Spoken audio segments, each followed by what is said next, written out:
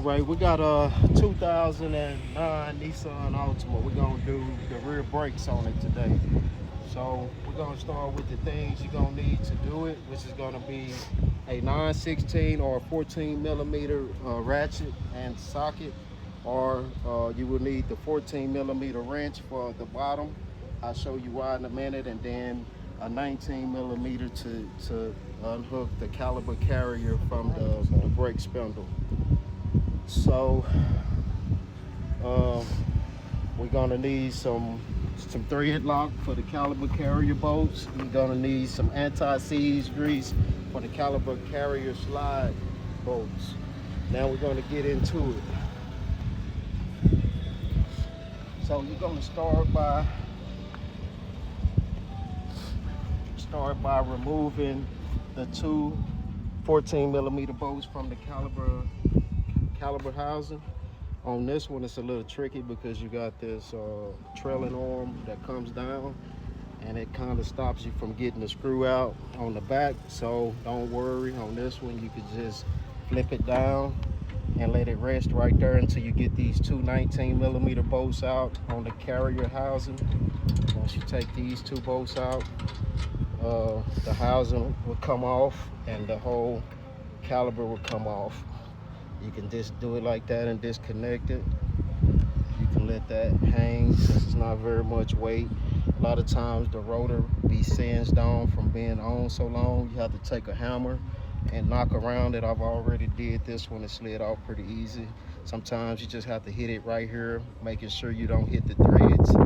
Maybe stay around the edges, spin it around until it breaks free. Pull it off and throw it down there. I already got the rotor right here ready. Been sprayed down with parts cleaner to get the grease off of it. That keeps it from rusting. Slide the caliper back, the rotor back on. Make sure you take your little plug, inspection plug for the emergency brake pads. Pop it back in. Once you get ready to put the caliper carrier bolts back in, the two 19 millimeters, you want to put thread lock on these. You don't want them coming loose, because if they do, you run a risk of tearing up the brake line, the caliper housing, and everything else. So you put your little bit of thread lock on there. You want to make sure you torque these pretty good because they are pretty important. You don't want them coming out. I'm gonna just go ahead and pop these brake pads out, which you see, this what happens when you let them go too far. They get to metal on metal. Once they metal on metal, that metal eats up the rotor. Makes you spend a lot more money, but the rotor should be done every time you do brakes anyway. So you want to get brake pads that come with the hardware, which is this. This is considered the hardware. They're metal slides to keep the brake pads from moving around. I'm gonna grab the pads. There's also one more tool you're gonna need, and this is a caliper pusher. Pushes the caliper back in. They have different kinds. This is old. So you just take this, you grab one of your old brake pads, always slide the old pad in like that. I take the caliper, push, press, and see, this one I can't use it with the pad, so I'll just move it and I'll just press this in. But one more thing, you want to disconnect the battery brake fluid level cap.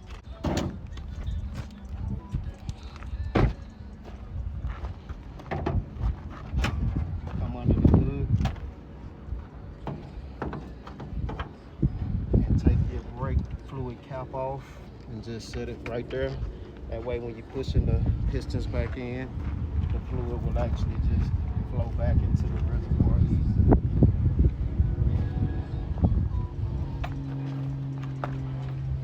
So we're gonna go back to pushing the piston back in. You just twist it clockwise is the way that this one turns.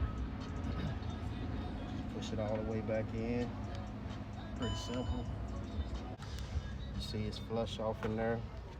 The seal is a little worn out, but that's okay. So we're gonna start with putting the new hardware back on,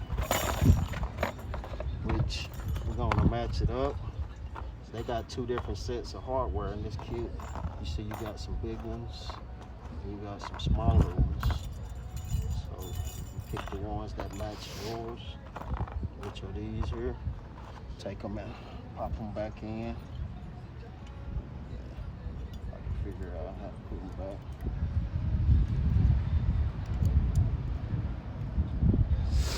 Pop those in. So they got some little clips in there that goes on the inside. Make sure those are on the inside. Push them back in. I take a little bit of anti-seize, and I like to just rub a little bit. Put these back in. I've already applied the anti-seize on there. I mean the thread lock. That's for the carrier bolts. Put those back in. Make sure you tighten those up well, real tight, because they will come loose if you don't use enough thread lock or enough tension to tighten them back up. So I always just like to get them in snug by hand, all the way back in. Can you see in there? They may need to see. So you just get those back in. Those 2 bolts, tighten them up with the 19.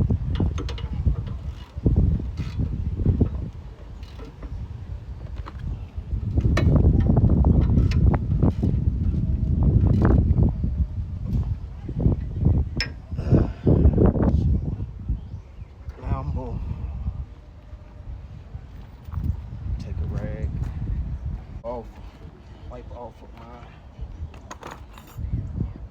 piston slide bolts.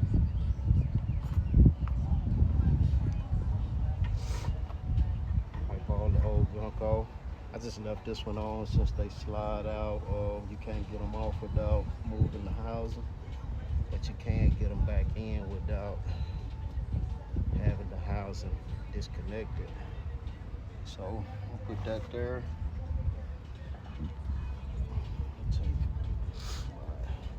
Rubber bushing, put it back on here, take it and just slide it back in.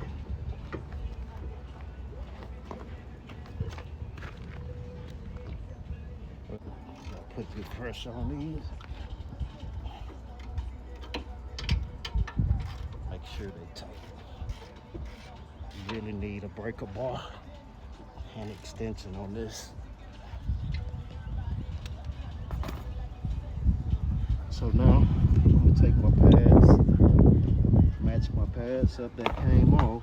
But you see, we're gonna put them on the backs. So you see those 2 facing that way. We're gonna take the new pads. I'm gonna try to find the one that matches here. Put that one there. Put this one here. You see this impression? That's the back side.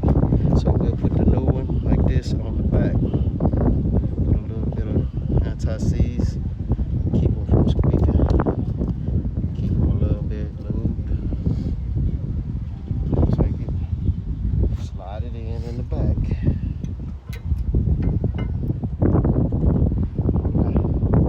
Take the front and do the same thing. I usually like to put a little bit here too, where the caliper carrier meet. Really keep them from being metal on metal without moving. So I take mine like that, slide them in. Slide them in like that. Back, I'm gonna just rub a little bit back there since I didn't put none on that back pad where the piston touches.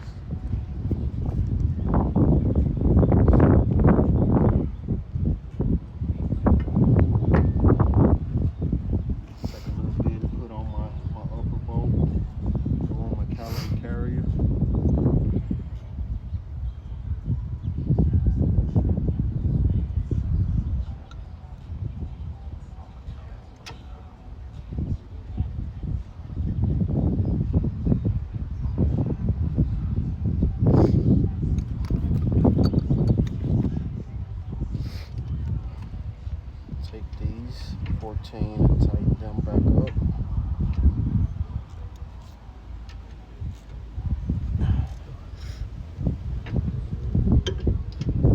I didn't ever loosen the bottom one, but if I did, I'd use that 14 since it's hard to get a socket in there. And tighten the bottom one up. And that's how you do the rear brakes and brake rotors on a 2009, 10, 11, 12, at least 5 years backwards and forward most times. Altima.